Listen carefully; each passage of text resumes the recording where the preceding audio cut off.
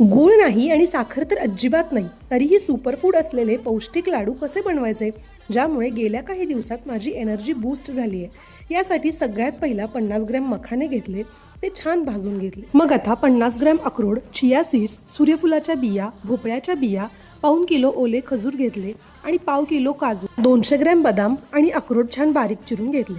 आता मखाने थोडे थंड झाल्यावर जाडसर वाटून घेऊयात आणि त्याच मिक्सरच्या भांड्यात ओले खजूर बिया काढून अशा पद्धतीने वाटून घेऊयात। आता एका कढईत चिया सीड्स कोरडेच भाजून घेऊयात 10 ते 15 सेकंदांसाठी तडतडूपर्यंत।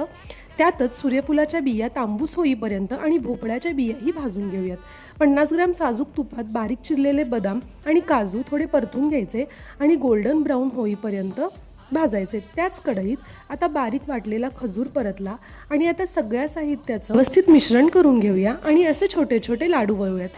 खजुराच्या चिकटपणामुळे याला छान बाइंडिंग तयार होतं। रोज एक लाडू आणि थकवा गायब आहे की नाही सुपरफूड। चॅनलला सबस्क्राईब करायला विसरू नका।